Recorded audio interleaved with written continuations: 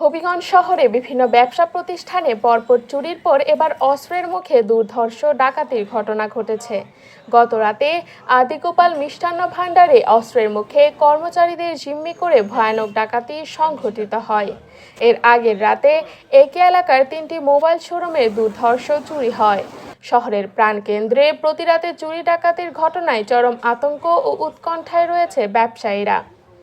আর বাসার মধ্যে গ্রিল ভাঙ্গিয়া পিস দেয়া টাকা ঢুকছে, ঠিক আছে। ঢুকার পরে পিছে যে দরজা ছিল দরজাও ভাঙছে, ভাঙার পরে ঢুকছে, ঢুকিয়া টিভি ওয়ার্ড্রপ থেকে যা মালপত্র আছে টাকা পয়সা সব নিয়ে গেছে।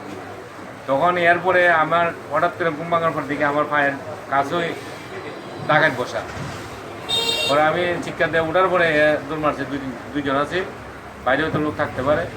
পরে তার কোনো আদেশ পাইছে না, আমি মামলা করছি। মামলা করে তো আমরা তো চিহ্নিত করতে পারছি না। মামলা করার পরে তো কোনো প্রশাসন এখন যদি কোনো আসামিরা ধরতে পারছে না।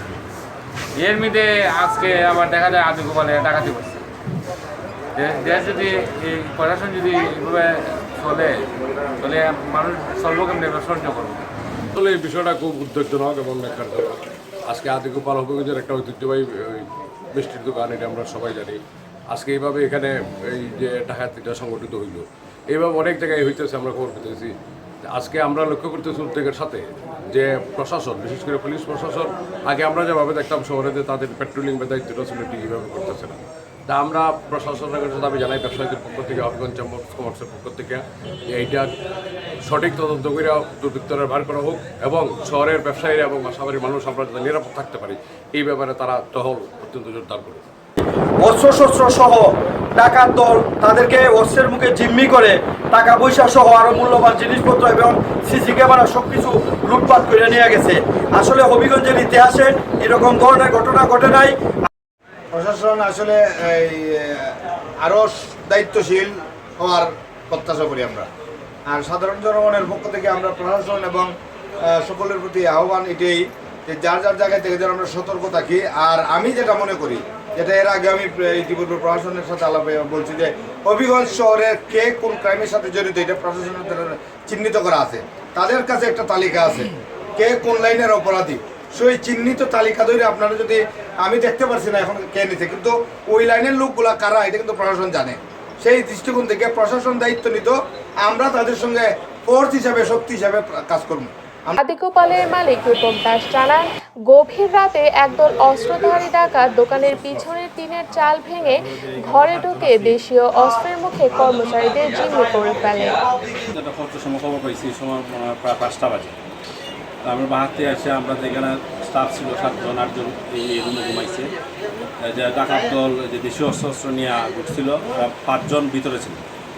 এর মধ্যে ওই যে আমার স্টাফের বেতন, তারপরে যে পূজার বোনাস এবং আমার 3 দিনের বেচা কিনা যে পয়সা, আমরা যেহেতু ব্যাংক বন্ধ আমরা এখানে রাখছি। আর বাংতি টাকা আমরা উঠবা পর্যন্ত আনি, এটাও সহ আমার প্রায় 5.5 লক্ষর উপরে টাকাটা নিয়ে গেছে। এবং ওই যে আমার যে ছেলেরারে মারধরও করছে, প্রত্যেক রাতই আপনার দেশি অস্ত্র ছিল। আমরা রাত 4:30টার দিকে আইসে ডাকাত দল আইসা গ্রিল উইল ভাঙ্গিয়া ঢুকছে। ঢুকার পরে তারপরে আমরা জিম্মি করছে। তারপরে সবাই মুখোশ কিনে আমি সবাই রে, ঠিক আছে, তারা মুখ দেখতে পারছি না, আমরা খালি চোখ দেখছি, ঠিক আছে। মানে আমরা সবাই ধরছি, ধরার পরে আমরা কইছে তোমরা চুপ থাকো, তোমরা কেটা চিল্লাই হইল না, চিল্লাইলে তোমরা মারি দিব। ওইটা কইয়া তারা টাকা পয়সা সব লুটপাট করে নিছে, এটা আমরা বিচার চাই। ডাকাতরা প্রতিষ্ঠানের ক্যাশ বাক্স ভেঙে 3 দিনের বেচাকেনার টাকা ও কর্মচারীদের বেতন বোনাসের 5.5 লাখ টাকা নিয়ে যায়। এই ঘটনায় অসীমচন্দ্র দাস নামে এক কর্মচারী আহত হন। কালো পোশাক পরিহিত ডাকাত দলের সবার হাতে দেশীয় অস্ত্র ছিল। এই ঘটনার খবর পেয়ে হবিগঞ্জ সদর থানা পুলিশ ও ব্যবসায়ী সংগঠনের নেতৃবৃন্দ ঘটনাস্থল পরিদর্শন করেন।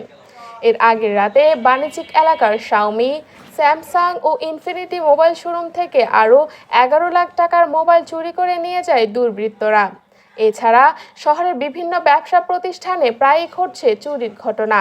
একই রাতে শহরের বৃন্দাবন সরকারি কলেজের সাবেক অধ্যাপক সুভাষ চন্দ্রদের বাসা থেকে নগদ টাকা, স্বর্ণালংকার সহ কয়েক লাখ টাকার মালামাল লুট করে নেয় চোরেরা।